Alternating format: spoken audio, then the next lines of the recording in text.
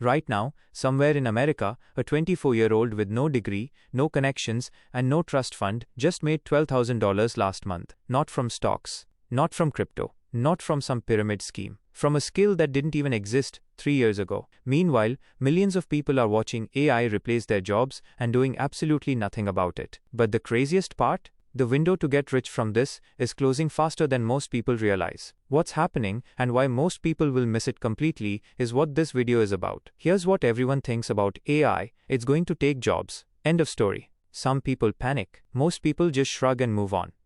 But that's not the full picture. And believing only that version of the story might be the most expensive mistake of your financial life. See, every time technology disrupted the economy, there was a window. A small, brief window where early movers built incredible wealth before everyone else caught on. The internet created millionaires between 1995 and 2001. Social media created millionaires between 2008 and 2014. E-commerce created millionaires between 2014 and 2020. AI's window? It's open right now. And most people are watching it like a movie, instead of stepping through it. But here's what nobody is telling you. The real money isn't in building AI. It's in knowing how to use it before everyone else does. Meet Tyler, 27 years old. Lives in Columbus, Ohio. Works a $52,000 a year marketing job that he's honestly pretty good at. When ChatGPT launched, Tyler thought, cool tool. Used it to write a few emails. Moved on. Now meet Marcus. Same age, same city. Different mindset. Marcus saw the same tool and asked a different question. Not, what can this do for me? But what can businesses pay me to do with this? He spent 3 weekends learning how to use AI to write high-converting ad copy. Then he went on LinkedIn and offered to rewrite small business landing pages for $500 a pop. Within 60 days, Marcus had 5 clients. Within 6 months, he quit his job. Tyler and Marcus had identical resources. Identical starting points. The only difference? Marcus understood something most people don't. AI doesn't eliminate human value. It multiplies it for the people who learn to hold the tool. Tyler is still waiting for something to change. Marcus already changed it.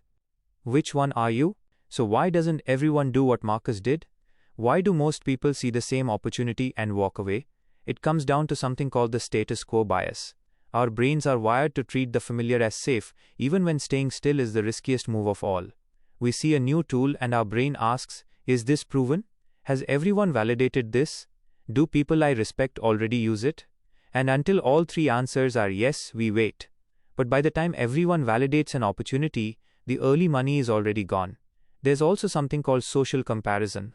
We look at our peers, our coworkers, our college friends, and we calibrate our ambition based on what they're doing. If none of them are making moves, we assume there are no moves to make.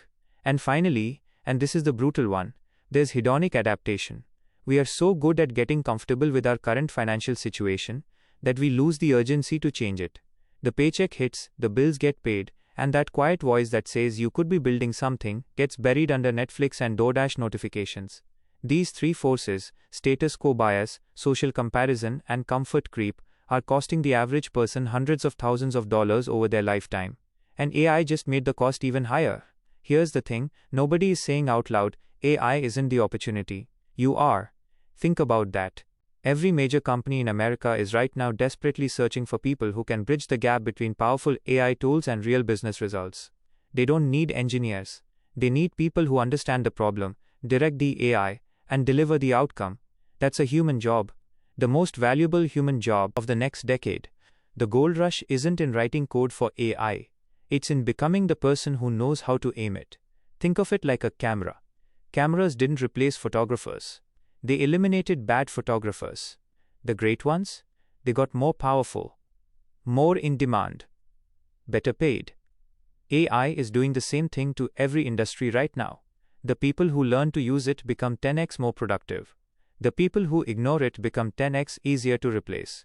There's no neutral here. You're moving in one direction or the other. Pick one skill, add AI to it.